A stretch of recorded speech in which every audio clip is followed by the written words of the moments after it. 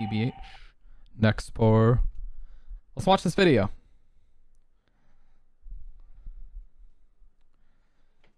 Okay. Gonna be. Oh. A lovely day. Lovely day. This first dashcam video was captured in Australia.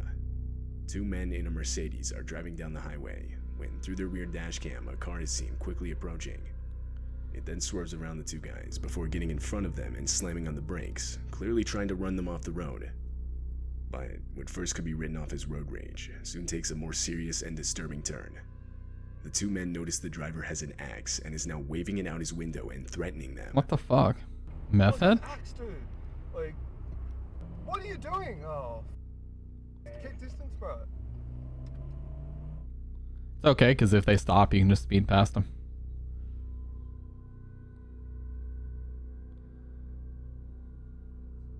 Yeah, just go past them.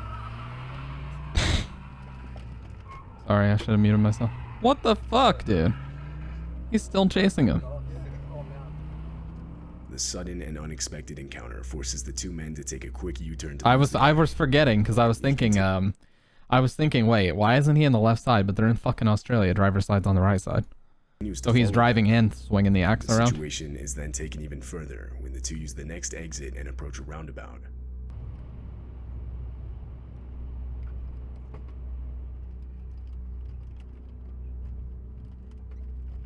Whoa! Keep driving. Holy. Man, cool cops. Yeah.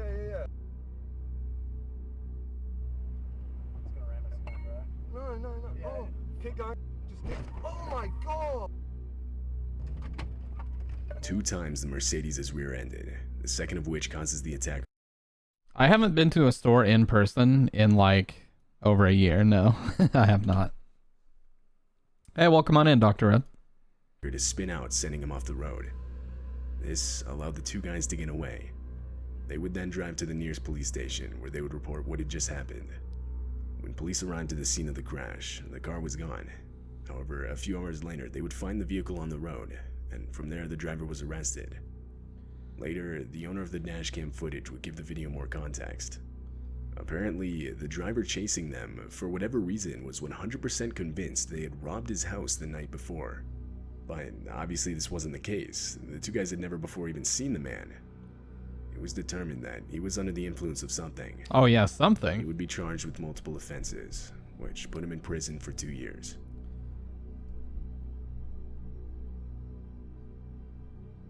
In August of 2018, Justin Bilton and his 70-year-old father were camping at Glacier National Park in Montana. Camping scares me, dude. They had been in the park for 3 hours when they were informed of an immediate evacuation of the area. A forest fire ignited by lightning the previous night had gotten too far out of control. However, by the time they got the evacuation notice, hey, what's up, Sky? unknown to them, how you doing? The only road out of the park had already been engulfed by the fire. Do I go? We're gonna find out up here in a minute, aren't we? I think we can drive through this. What? Dad, what if the car blows up? We're dead. This seems like acting. I know.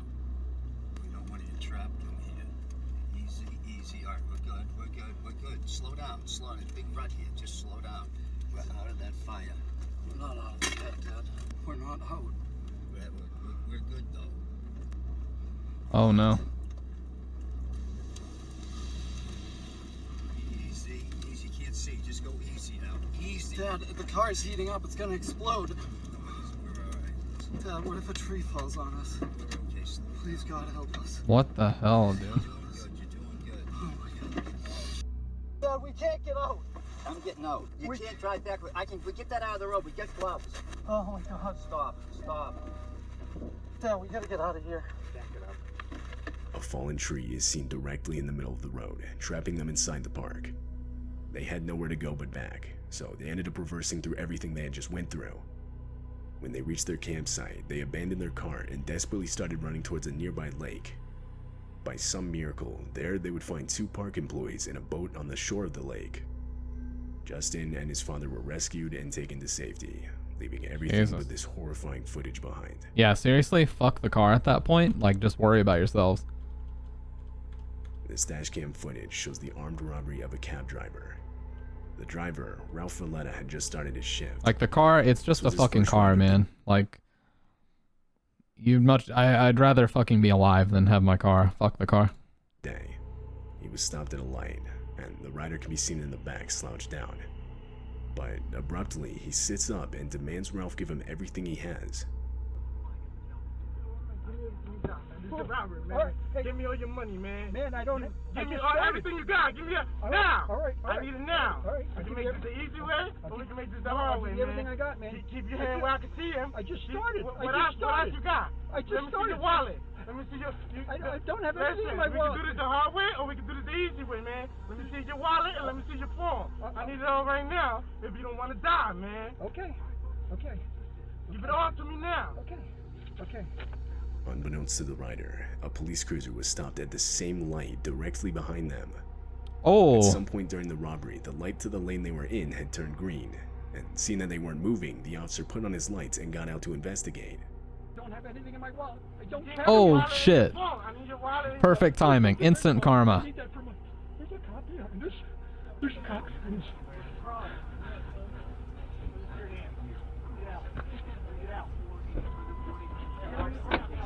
Instant karma. Let's fucking go.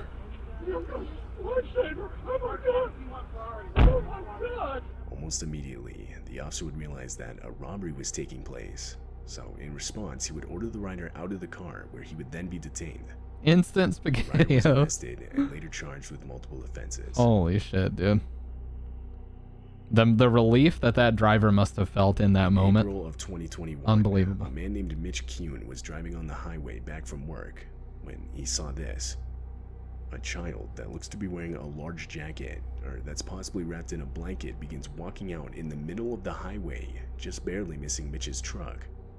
Mitch was towing a trailer, and felt that if he abruptly stopped it would cause an accident, so instead he opted to call the police, reporting an unattended child walking on the highway.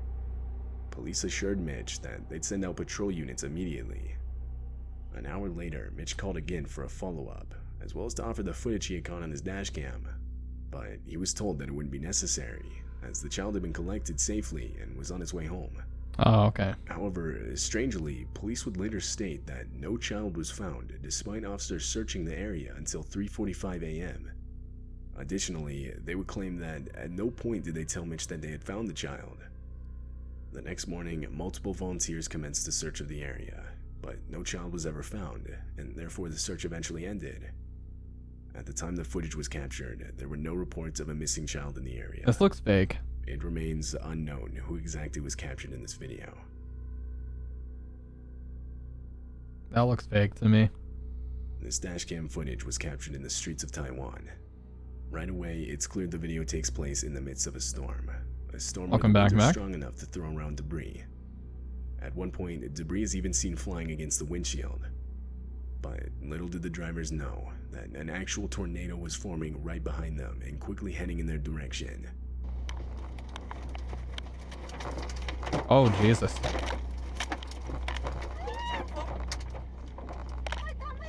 The dashcam footage captures the exact moment the tornado went directly through them.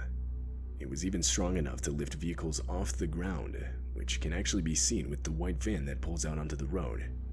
Yeah, and they Also, the dove vehicle out. leave the ground, and it begins to get full-on dragged by the tornado, seemingly disappearing. Went to get a sugar-free Once the tornado popsicle. passes, it can be seen much further down the road, wedged in between two trees. More concerning, however, is the person that gets thrown by the tornado on the right side of the road. Unfortunately, this woman would suffer major injuries and would be taken to the hospital. The storm would go on to produce further damage in the form of 50 inches of rain that would cause multiple deadly landslides. A Nador. This video was taken in Russia. It shows the dashcam footage of a man driving down a desolate and long stretch of dirt road. Then, up ahead is a car parked in such a way so as to block traffic. With a baseball bat. Two men with baseball bats begin walking up to the driver, and that's when it becomes clear. This looks that fake. is This a look robbery this and what the the this looks like the Windows XP background. Is this where the Windows XP background was shot?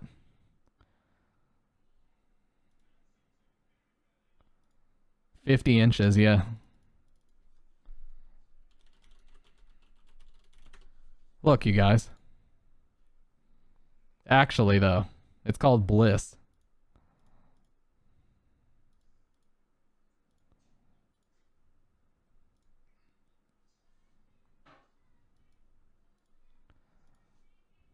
Right here. Look.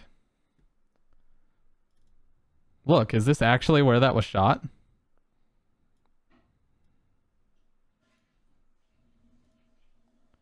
Run that bitch over, fuck that. Yeah, for real.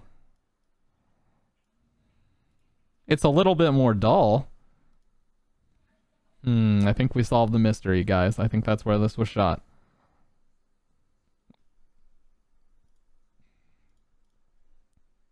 Car was an intentional makeshift roadblock. The driver tries to escape, but the two men get in the way and do their best to prevent it.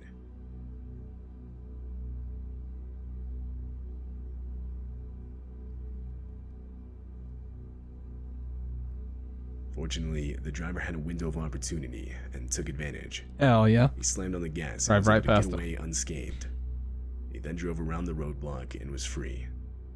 It's unknown if the two men with baseball bats were ever caught.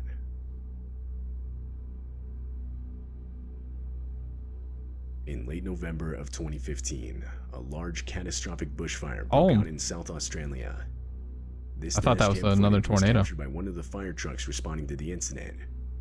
Right from the start of the video, enormous smoke clouds are shown, depicting just how large the fire had gotten. As the trucks continue forward, visibility gradually worsens. It gets so bad to where the fire trucks are forced to stop. Then, in the distance, the fire itself can be seen, spreading towards them unnervingly fast. Here it comes, the hitch coming. Nick, slow down. Jesus, that looks so apocalyptic, though.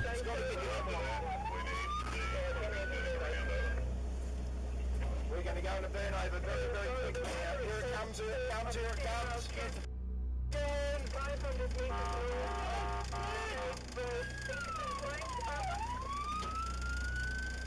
Burn over, Scotty, burn over. Burn over, Scotty.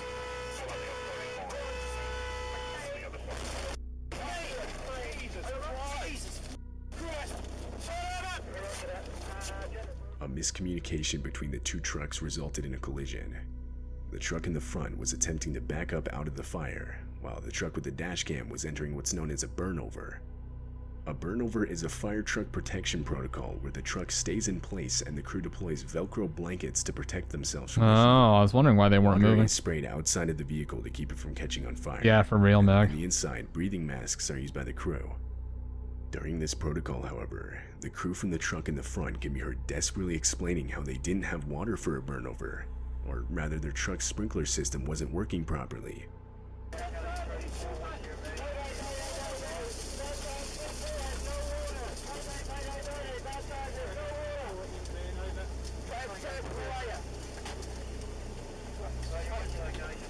Jesus Christ, man. They couldn't stay in place and were forced to drive forward in the hopes of escaping the fire, which you can actually see in the video as the truck fades into the distance. Fortunately, this move would end up saving their lives. They would make it to the other side of the fire, and everyone inside the truck, as well as the one with the dash cam, would make it out with minimal injuries. Oh my god. That's fucked up. This footage was captured What's up, way bro? back in 2012. It takes place near an airport in Moscow, Russia.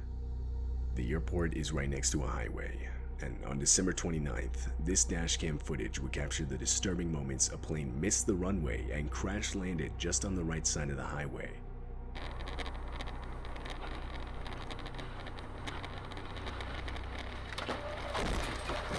What the fuck? How does that happen? It turns out the plane had mistakenly overshot the runway because of bad weather conditions, so when it landed it didn't have enough room to brake. This left it no choice but to go directly into the highway, causing plane seats and other debris to shoot towards passing vehicles, all of which can be clearly seen in the footage. At the time of the crash, the plane was only carrying crew members. No passengers were on board. Oh, thank God for that. But unfortunately, 5 of the 8 total crew members would lose their lives. Oh my God. The I was driver gonna of the vehicle say, with the oh dash cool, cam nobody died, make but it out then... unharmed.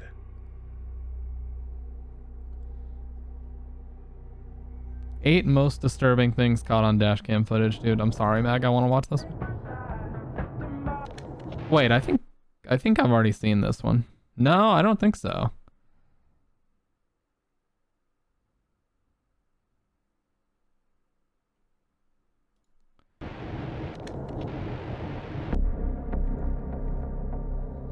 This is a little bit too new. I used to watch these at my old job.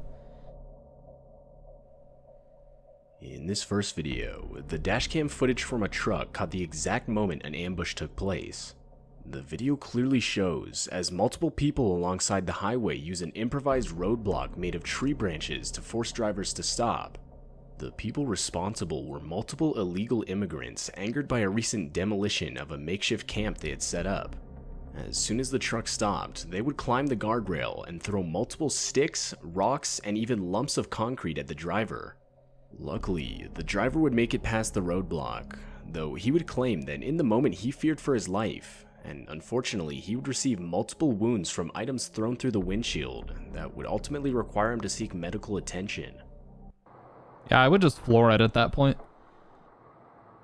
Seriously, I would just floor the shit out of it at that point.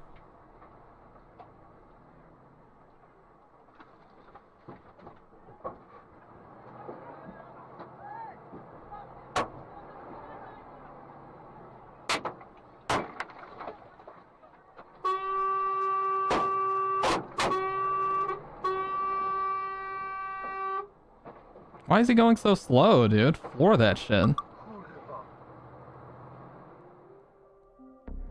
This footage takes place at 1:30 a.m. on a Sunday, and it features dashcam footage of a car traveling along a quiet stretch of road in the country. As the car approaches an intersection, a hooded man can be seen standing with his head bowed in the middle of the road. As the car gets closer, the man can be seen attempting to walk in front of it, forcing the driver to stop. And that's when the man can be heard screaming as he lunges towards the car, which of course would force the driver to step on the gas and get out of there.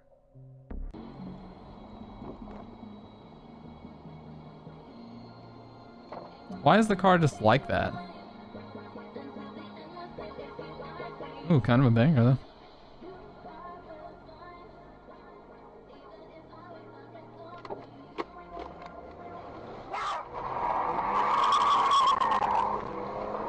Oh no, it would not fly in Texas. The driver claims if this was Texas, this driver would just lean out the side of his window and just shoot the guy dead and then drive past. The encounter, he would frantically try to call and warn his wife, who was traveling on the same road about a minute behind him. Unfortunately, he wasn't quick enough, which would cause his wife to experience the exact same encounter. To this day, the couple claims they were unsure of whether the man was trying to rob them, take their cars, or hurt them in some way or another. This next footage takes place on a dark and isolated road. It starts out with nothing out of the ordinary, when, just as the car rounds a bend, an out-of-place figure wearing a suit with a briefcase and an umbrella comes into frame. And directly after, another identical man can be seen. The men would retreat into the long grass, where suddenly it's clear there are multiple men looking identical to each other. They seem to have been startled by the vehicle, as if they had been caught. When suddenly, further down the road, yet another figure can be seen, this one holding a flare. It's still unclear what happened This isn't next, real. or This is an album promo for something Radiohead related. I know it is. I've seen that before. Somebody here has to mention this, right?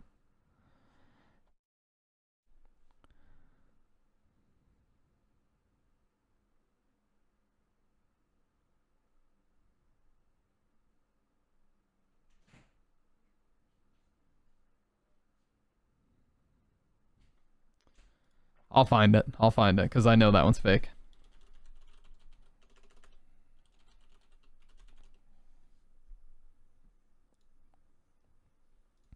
Yeah, Radiohead, Tinker, Tailor, Soldier, Sailor, Rich Man, Poor Man, Beggar Man. Yeah. I can't believe there's so many channels out there using this footage saying it's real. This was a promo for something Radiohead put out.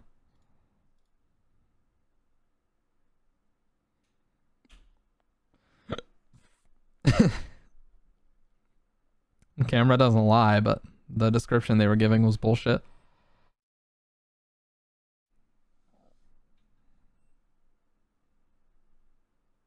See, look at this guy that shows up at the end.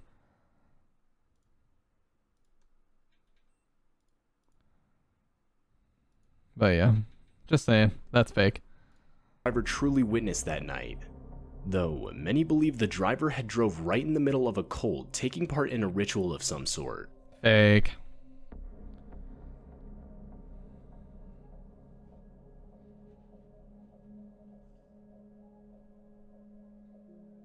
What?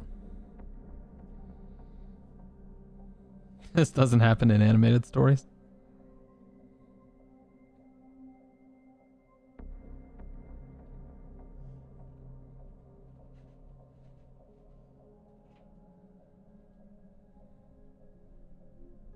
In this video, you can see the dashcam footage of a parked vehicle in the middle of an October day in 2014.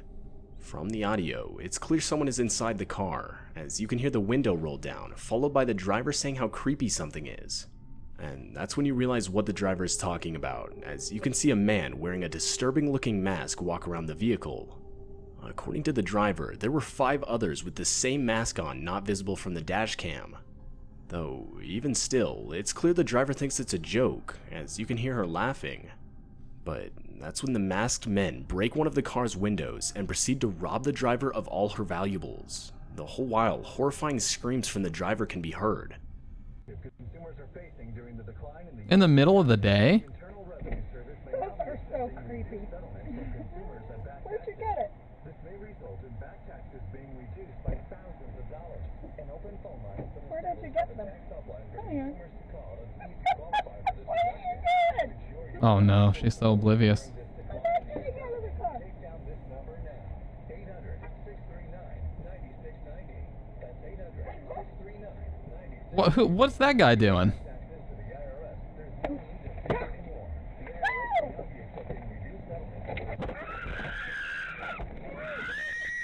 What are you doing? You're just gonna walk in? After hearing that, he's just gonna walk in? No, I didn't see that, Meg. This footage was taken in the middle of the night in a desolate field located in Saudi Arabia. Almost right away, you can see as the driver is slowly approaching a white figure that looks to be holding a cane off in the distance. As the footage progresses, the white figure starts limping towards the vehicle, and after a few seconds, the driver can be heard panicking. After a while longer, the figure continues to move towards the driver, and now obviously terrified, the driver can be heard yelling commands at the figure that can basically be translated to "back up" and "get away from my car." Near the end of the video, the figure can be heard making a shrieking noise directed at the driver. The video itself is no doubt disturbing, and it's still unclear what the driver had actually caught on video that night. Pimp cane. Fake. There really was a guy wearing a mask. I mean, true.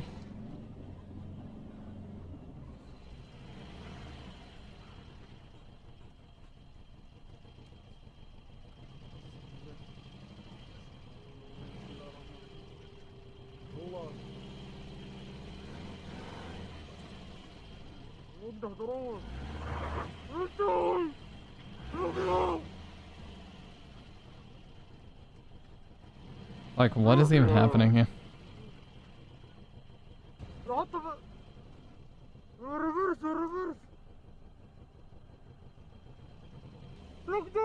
Just shimmying.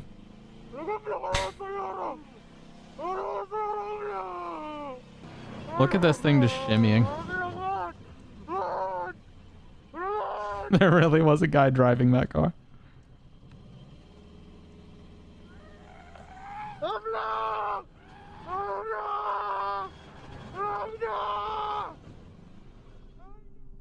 This footage comes from a police cruiser's That was so dashcam. fake, it's unbelievable. And in the footage, you can see as 3 officers are attempting to assist the owners of a car that had broken down on the side of the road. Car versus homeless shimmy. It's like the resurrection of bum fights or whatever. Though, as the footage progresses, the officers look behind them as if to react to a noise. And that's when all of them desperately try to get out of the way of a car coming straight towards them at an extremely high speed. The car would barely miss the officers and come to a screeching halt further down the road. The driver of the vehicle was discovered to be intoxicated 26-year-old Cedric Keith Henson Jr. Though the parked vehicles would receive serious damage, Luckily, no one was hurt.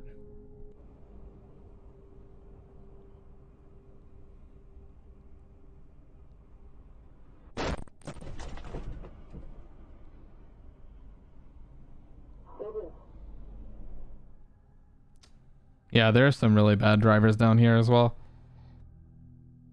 Back in 2016, a sort of killer clown phase would shake Americans for a few months. Hey, we watched some videos about this. It consisted of multiple people dressing up in clown costumes. For many, the motive was simply to scare people, though others would actually rob and even kidnap people. And during that time, in 2016, a family would drive home in South Yorkshire late at night when their dashcam would capture a clown step out in front of their vehicle. The clown would proceed to just stand there and wave, until after a few seconds, the clown would sprint towards the vehicle. The driver of the vehicle would desperately go in reverse, until finally going back in drive, forcing the clown to get out of the way. How you doing, man? Long time no talk. Hey, I've said this to literally everybody, dude, but I beat Exeter in a 1st to 5 the other day. What do you think about that? Dude, we watched videos of the clowns getting their shit pushed in the other day. Yeah, I remember it too. Ryu-chan, I beat him and he was playing Chan. I had whiff punishes. I had Hasanchu reaction DPs. I had everything. I've shown the replays enough at this point, but I had it. Pull up that clip again and I'm out. No, I'm not watching it. Me and him are going to Evo. Jesus, man. They still run side tournaments for Ultra at Evo.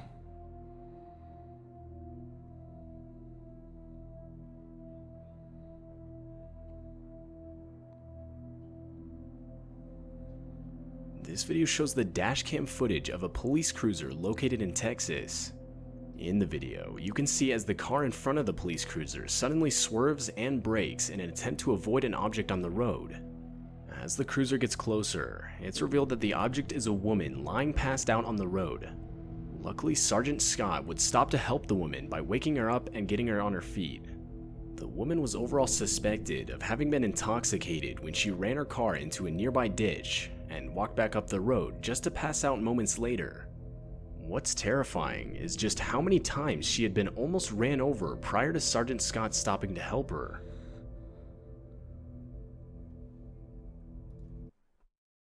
Lucan is getting 2 big ass rooms and bringing hella setups and we're doing our own shit. You know, it's funny, Lucan has like the cheapest, like not PC setup, but his mic sounds so horrible. Yet he obviously has money. It's very confusing.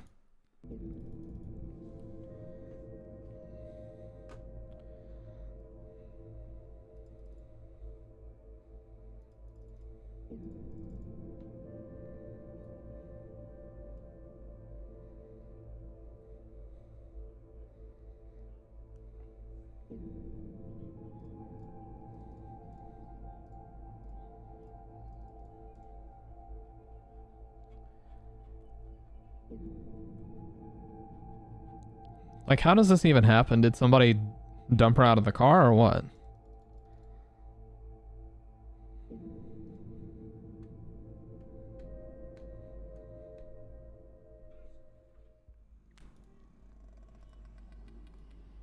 FaceTime horror stories, let's go.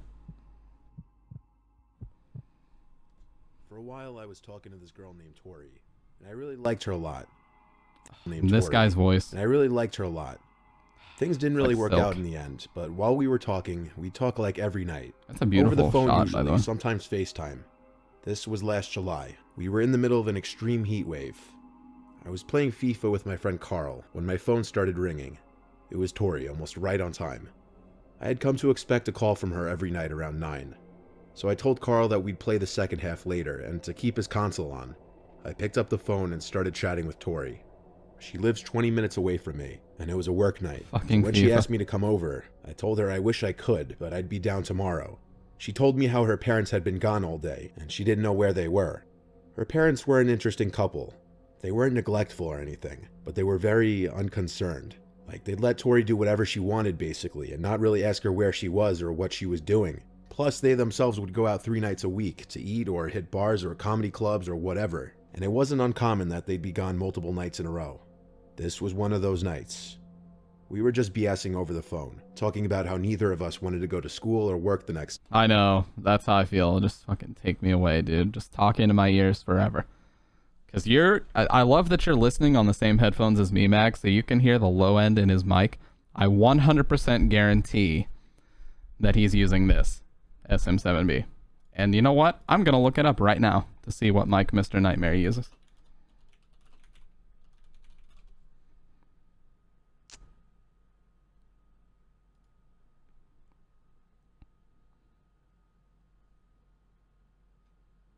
This was 2016.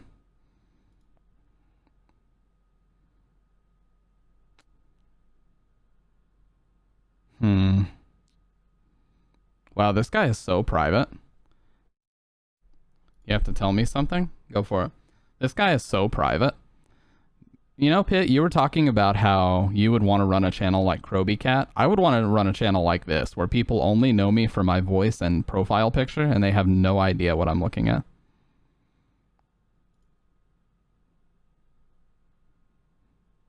He said he was using a Blue Yeti.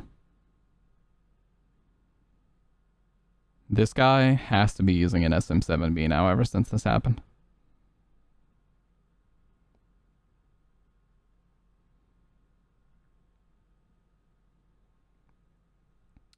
Oh, that's okay, Mag. No, I saw they muted a couple parts. Don't even worry about it. It is not a big deal whatsoever. Damn it, dude. I'm trying to see if anybody says what mic it was. But yeah, I used a Blue Yeti for a long time. Tusk actually has my old Blue Yeti still. Yeah, it's okay, Mag. Don't worry about it. You know what, guys? Do we start using Twitter tonight? Let's start using Twitter again tonight.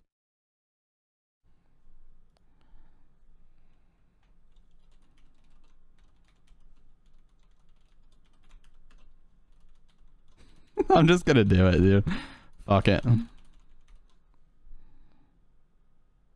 Yeah, I'm just gonna start tweeting whenever I'm live now. Because why not, dude? You know, why the fuck not? What the hell? Are these new tattoos that he has? What's up with his arms? Okay, that is body paint. I started to say, no fucking way did Ronnie Radke just get black arms as tattoos. Hey, it's Linus and his wife. They're an adorable couple.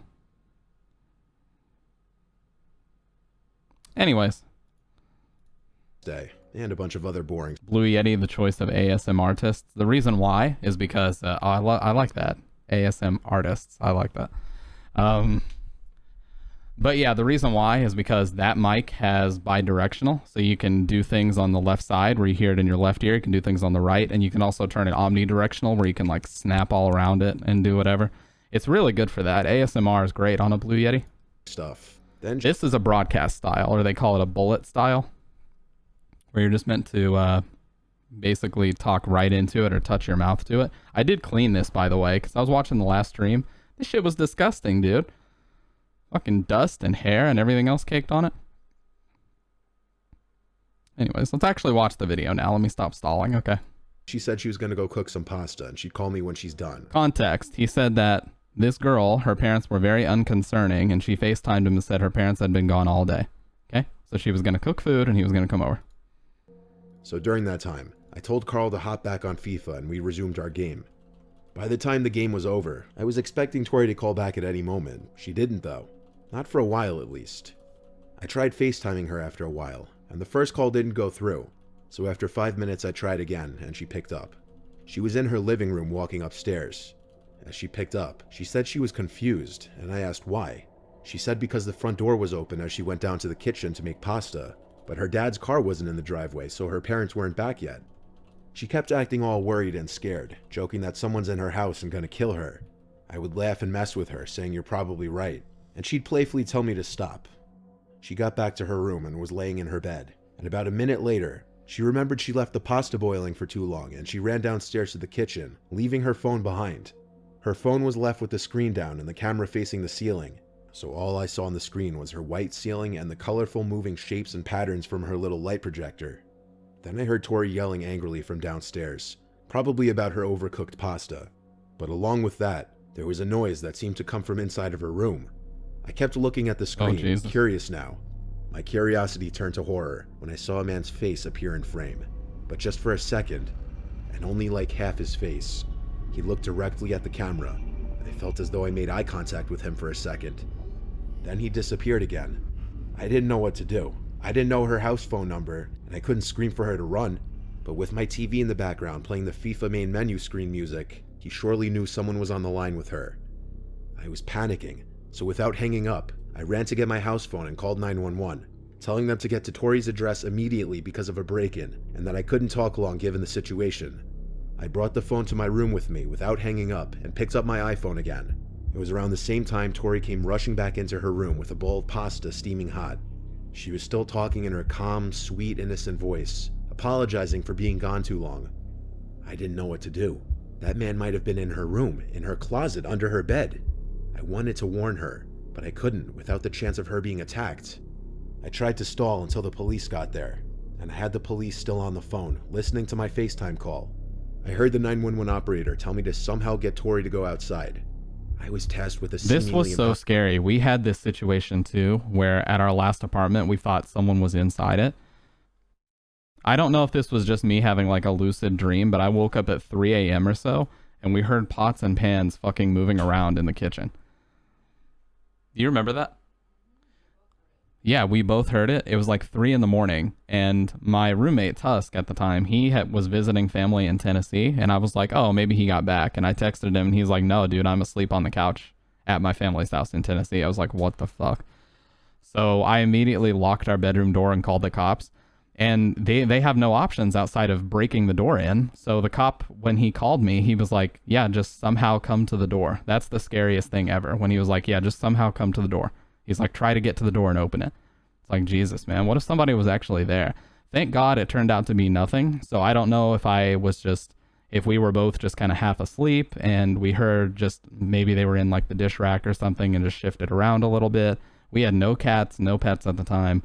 And not only did I hear that, my brain was playing tricks on me and I thought I saw shadows moving under the door. So I legit thought somebody broke in. I 100% did. But yeah, that's very scary when the cop asks you to come to the door and you think there's a break-in. Possible task without making it obvious. I knew if I tried to warn her in any way, she'd freak out and make it obvious.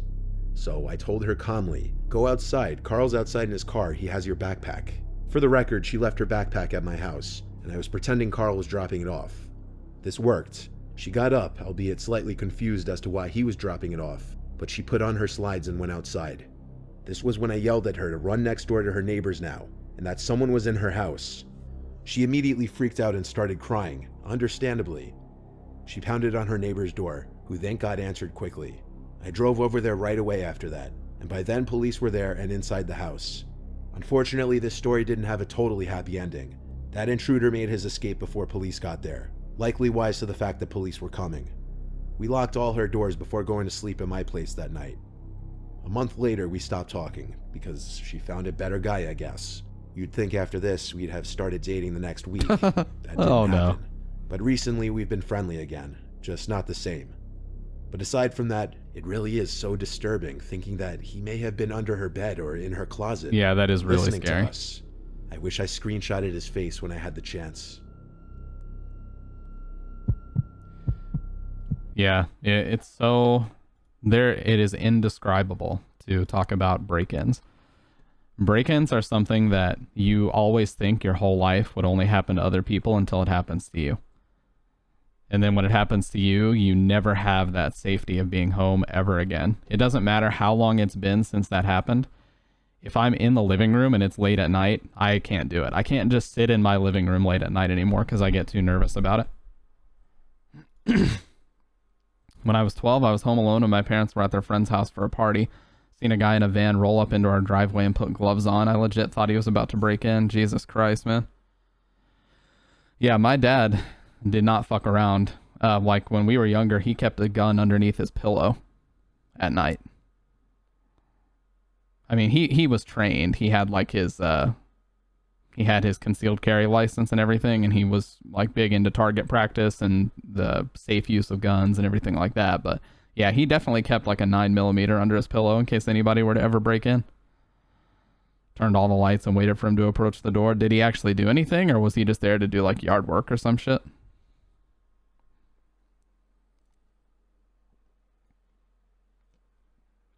Guy got back into his car and left. That's still really suspicious though. Dr. Red out of nowhere. Jill Valentine. I like her Resident Evil 3 remake version more and more every time I play it though. I was ready. Yeah, it's impossible to explain, man. It can be the middle of the day, sunny outside, beautiful day, whatever else, and I'm too nervous to like open my blinds just because I think somebody would think that that's an invitation to break. I don't know, dude. You think so irrationally, but when that privacy and the safety of being in your own home is like shattered for you, I double, triple, quadruple, septuple check that the door's locked every single time I come in. I would not wish it on my worst enemies, man. I really wouldn't. My best friend Casey and I usually go out together on the weekends. We're kind of inseparable most of the time, but there was this one weekend that I had COVID, and so I couldn't go out with her. She went out with our other friends Connie and Rachel. They went to this outdoor beachside bar that I'd wanted to go to but never had been, so I was obviously very upset and kind of jealous. Honestly, because of this, I was a little salty and not answering Casey that eagerly, or the other two for that matter. I went about my night watching stupid movies in my bed, sneezing all over the place and generally feeling like death. Eventually I picked up my phone and realized Connie and Rachel had blown up the group chat, asking Casey where she was, and then asking me if Casey had texted me at all. I went to check my text from Casey, but she hadn't sent anything besides her last text that I ignored, so I sent a "Hey, you okay?" and it delivered. Phone was still on, that's good. The girls told me the last time they saw Casey was when she was with some guy at the bar, and that the next time they went back to where she was, they were gone. I told them to calm down, that she was probably still with the guy, though I would know more than anyone that it wouldn't be like Casey to leave with a guy without saying something, unless she was really, really drunk. I tried FaceTiming her, and someone picked up, but it wasn't Casey. It wasn't anybody, actually. It was just some dark room. Whoever picked it up was clearly hiding off camera. "Hello?" I asked. "Where's Casey?" I asked over and over until the call ended. I started spamming Casey's number, blowing up her phone asking where she is, who has her phone, etc. Then, to my surprise, I was getting a FaceTime call from her number. I picked up, and this time there was a man's whispering voice on the other end.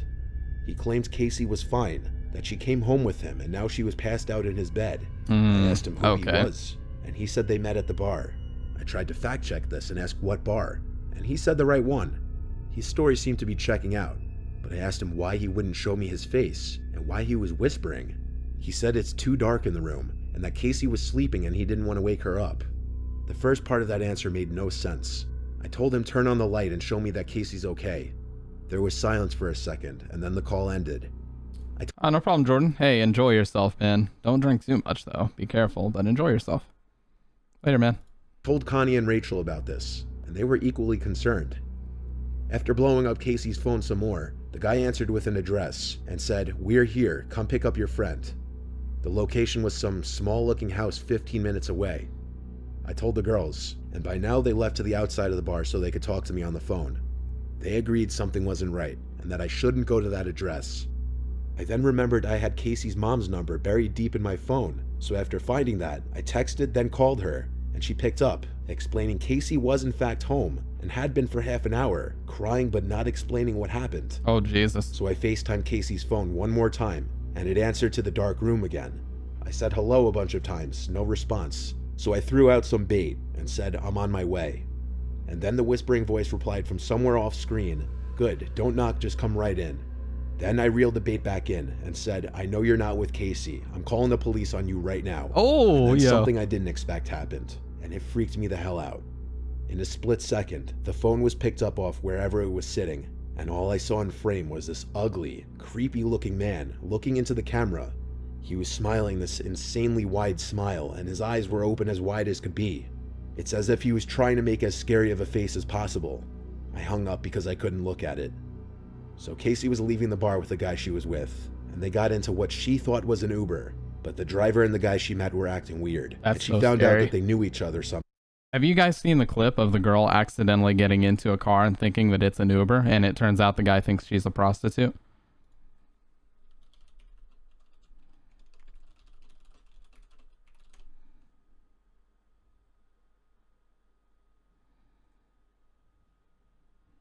Dude, that's so scary. If you just get into a car and you don't realize who the person is driving it.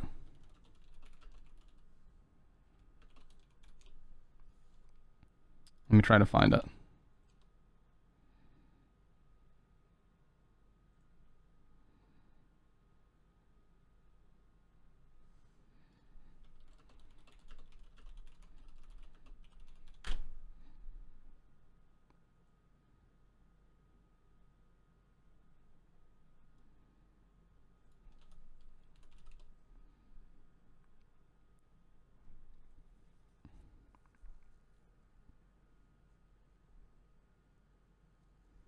Like, this is not funny. Everybody's calling this a funny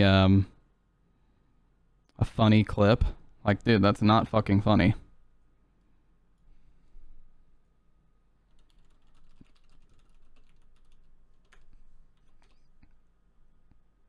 Yeah, here it is. Dude, this clip is so hard to find now. What the hell? This girl. I can get in the front. Hi there. Ugh. Wait, is that off? Can you turn it off? It's just a live stream. I'm not recording a video. Okay, yeah, if you can turn it off, so. I can't. It's like a live stream. It's not recording. Don't worry, it's not recording or anything. So what is it doing? I'm just talking to my friends. Oh, okay. Yeah, I'm just exploring LA, and so they're just watching. How was your night? Good. How was your night? Good. What's your name? Caroline. Sebastian. Sebastian, nice to meet you. Watch. You were looking for Caroline, right? Yeah, where are you visiting from? From Washington, D.C. Oh, DC. Well, I live here. Oh my god, that's awesome. Are you an Uber? No. Oh my god, drop me off. That's not funny. Okay, first of all. That clip goes on longer. I fucking hate that this is a stupid meme edit of it. But yeah. Now that I know what the clip is called or who the girl is. Oh yeah, see, this is why it was so hard to find. She deleted the clip. Are you an Uber? No. Oh my god, drop me off. Oh, okay.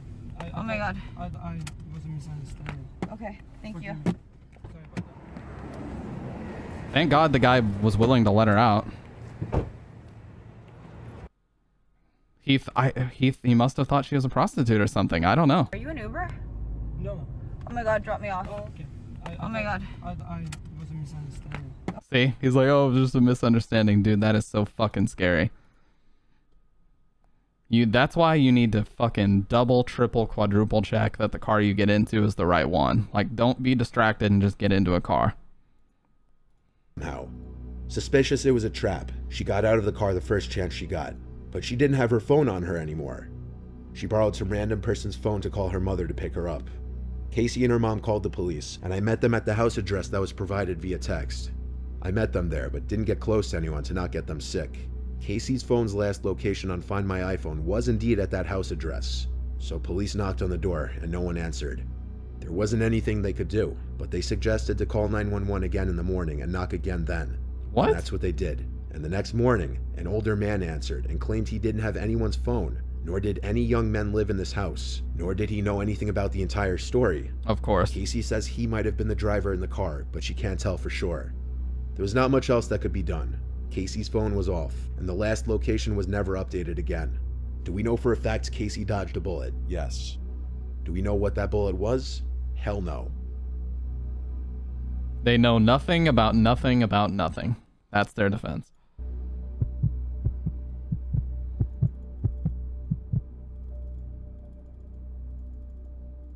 One night I was home alone with my brother. It was during a snowstorm in January. My parents were both away. My little brother was in his room doing whatever, while I was playing League of Legends on my computer. Hey, what's up, Streaming Fist? Just watching some scary stories that happened on FaceTime. I get a knock on my door. Chilling, you know. My little brother asks if I can drive him to his friend's house. I agreed to, only because I have a Pathfinder, which does well in those snowy and icy conditions. Plus, his friend only lives about 5 minutes away. So we left, and I was back within literally 15 minutes. I entered the house as I left it, quiet and empty. I went back to playing League on my computer. I FaceTimed my friend Jay, who was also playing. I would always do this and lean my phone on my monitor so it would be facing me and I could see the screen. This went on for a solid hour or two before I heard a sound from downstairs, and I assumed my little brother got a ride back. Or hell, I assumed it was maybe our cat. I didn't go down to check though. A few minutes later, when I least expected it, Jay suddenly said, "Mark, I think your brother's sneaking up on you." I turned around but didn't see anyone. "What are you talking about?" I said. And he said he saw him peering around for a second from behind the wall. Now, to explain the layout of my room a bit, my bedroom is a loft, and there's a dividing wall that separates the stairway from the rest of the room. That wall was where Jay was claiming to have seen my brother peeking at me. So I called my brother's name, and he didn't answer. I went over to check the stairway, and he wasn't there either. I wasn't sure if Jay was joking around or not at first, so I pressed him, and he kept saying he wasn't lying. So I left my room to check the rest of the upstairs. I checked my little brother's room first. His lights were out and his door was shut, so maybe he wasn't home. I checked my parents' room, and then the spare bedroom, also nothing. Plus, the front door to the house was still shut and locked. So at that moment, I was thinking Jay was trying to scare me, or he just was seeing things. Then I realized our cat Sunshine wasn't anywhere to be seen, and maybe she was the one who made the noise. I went down to the den and found her hiding in the corner behind one of the couches. This makes me so uncomfortable because it looks like there's something standing here. That was odd behavior for her, and it made me more paranoid. Then I heard something. And you know when you're in a dead silent room with someone else, you can just hear their movements. Like the slightest thing even, just the sound of the cloth of their clothes rubbing on something. I heard that slightest bit of sound from behind the sectional couch in the corner of the room. I stood up and got just one step closer, and I heard a slight exhale. It was quiet, but audible enough for me to hear it. I didn't run. I walked upstairs to the kitchen, grabbed the phone, went to my room, locked the door, and called 911. Jay was still on the FaceTime. I kept him on and let him listen to my call with 911. The police arrived very quickly, and I opened the front door for them. "Where are they?" the first thing they asked at the front door, and I told them downstairs in the den. The police started shouting, making their presence known, and I didn't see it happen, but they found the intruder with his hands up behind the couch in the same spot I heard him. It was a white male in his mid-20s. He had a large blade in his pocket that God only knows what he was planning on doing with. Thank God he didn't hurt our cat while he was down there. Sunshine hiding all scared like that also may have made me stop and listen for that 5 seconds that I did. Being on FaceTime with Jay like that also probably saved my life. I think the guy saw or just heard me on FaceTime with my friend and didn't want to witness to anything. Him hiding in the den like that instead of leaving makes me think he was planning on waiting until everyone in the house was asleep. This was my fault for not locking the door when I dropped my brother off, which I used to do because we live in a cliché safe neighborhood, but no one's ever really safe. My family was all appalled, but proud of me for how I handled the situation. The intruder's name was Richard Taylor, and he was sentenced to 7 years in prison. Jesus Christ, man. That is the scariest thing imaginable. He was waiting for everybody to go to sleep, probably so he could kill everybody in the house. Jesus Christ.